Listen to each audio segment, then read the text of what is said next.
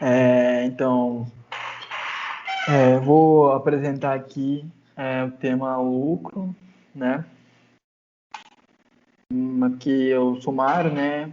O meu trabalho minha apresentação vai conter aqui o lucro. Eu vou falar sobre o terceiro setor de maneira breve, as formas de arrecadação, as doações, subvenções, projeto, transparência e imunidade e isenção tributária.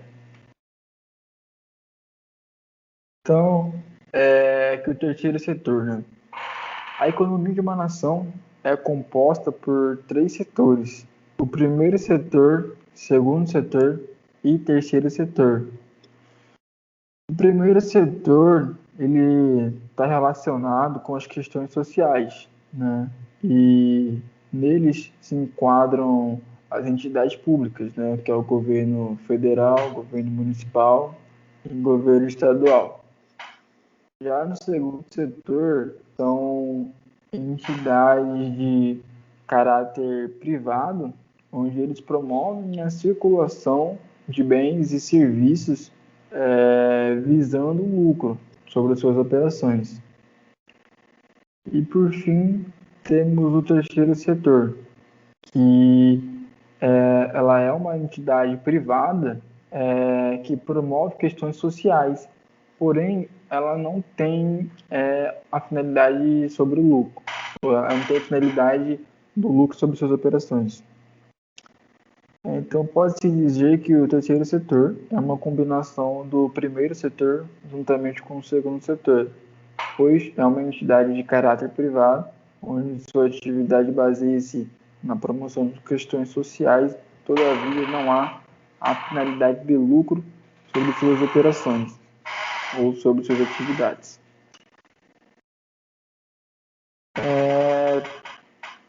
Então, antes de falar do lucro, né, nas entidades sem fins lucrativos,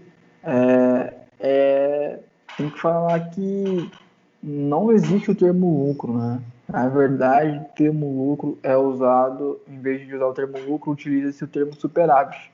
No caso de prejuízo, utiliza-se o termo déficit. Então, quando a gente fala de lucro na entidade sem fins lucrativos, é um pouco estranho, né? Porque o próprio nome diz, né? Sem fins lucrativos. E ela remete a uma ideia de que não há existência de lucro. Porém, quando a gente olha aqui, o que seria o lucro, né?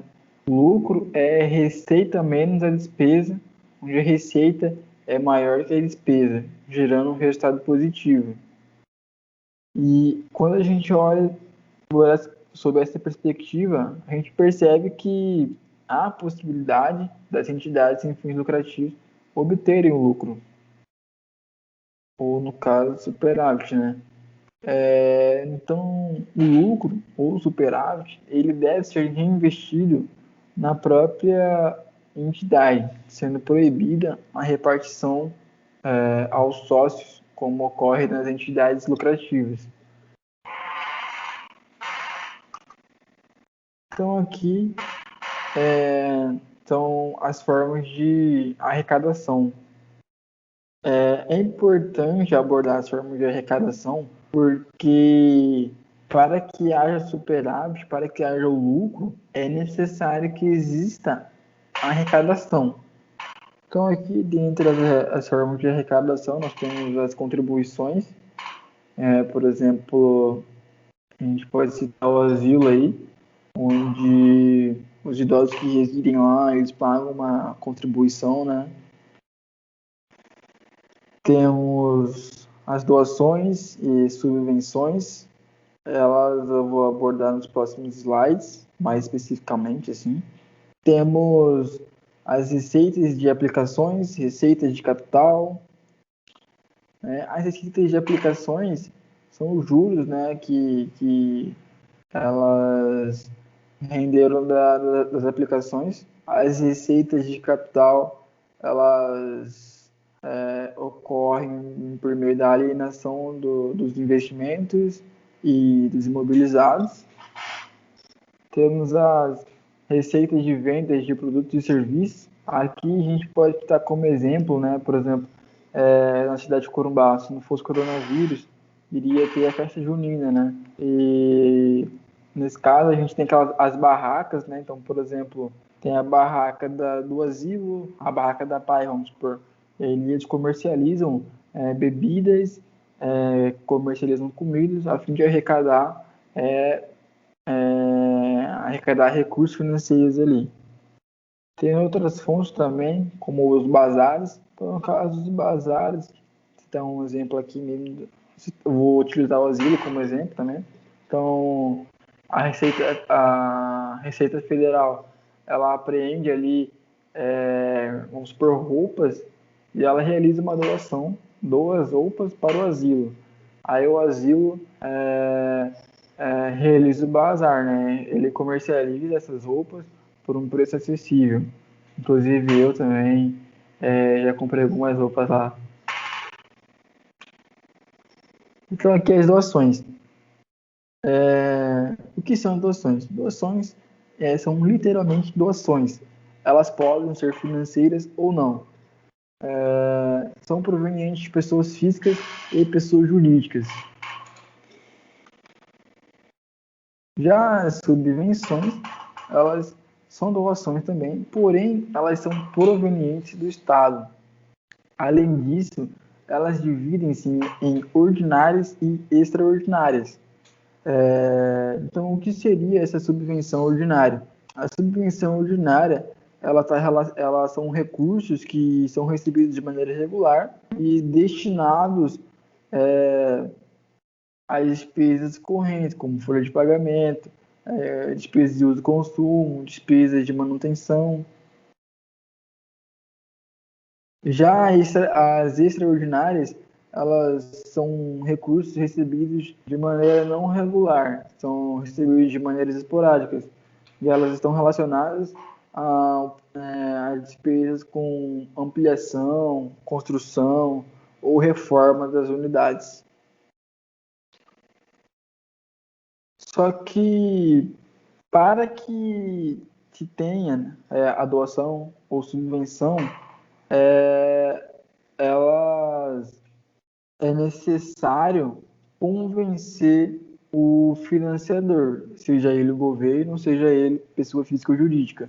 Então, nesse caso, as entidades do terceiro setor arquitetam um projeto contendo o orçamento financeiro e o passo a passo da execução do que está sendo planejado, com a finalidade de convencer o financiador a realizar o financiamento do projeto.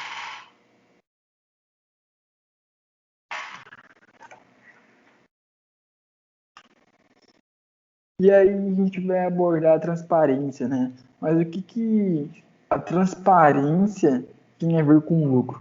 A transparência relaciona-se com o lucro pela ideia de que ela influencia diretamente na decisão do financiador, né?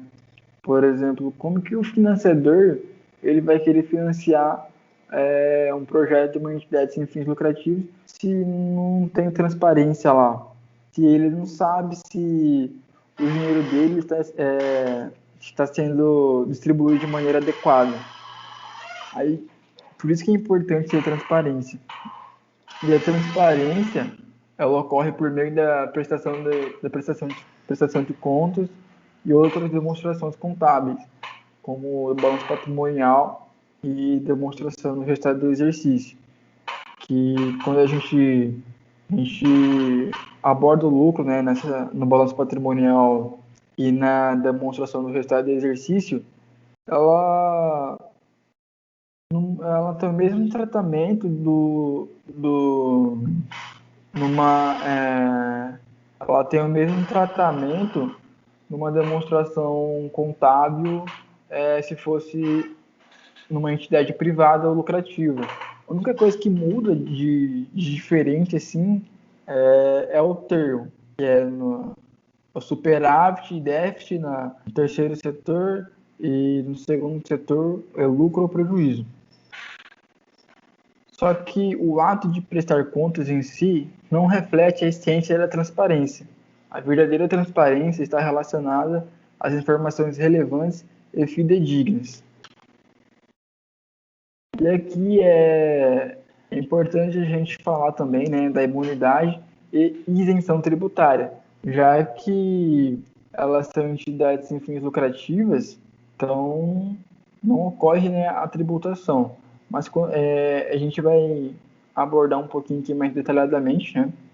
Então, a imunidade ela está prevista na Constituição Federal, enquanto a isenção é concedida através de lei. De acordo com a Lei número 9.532 de 1997, estão isentas de IRPJ e CSLL as instituições de caráter filantrópico, recreativo, cultural, científico e associações civis que prestam serviços sem fins lucrativos.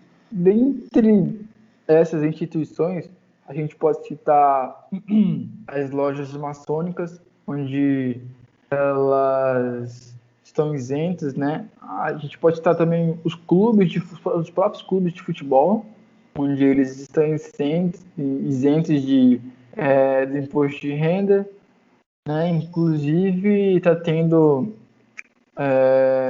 um projeto de lei chamado Simples Food, onde ele tá querendo começar a tributar a renda dos clubes de futebol. E, por fim, a Lei 9.532 de 97 ainda afirma que são imunes às instituições de educação ou de assistência social sem fins lucrativos. A gente também pode citar aí ainda sobre a imunidade, né, os templos de qualquer culto, né, onde o patrimônio, a renda e serviços deles estão imunes de tributos. Então aqui está a referência bibliográfica da minha apresentação e do meu trabalho. E é isso. Boa noite.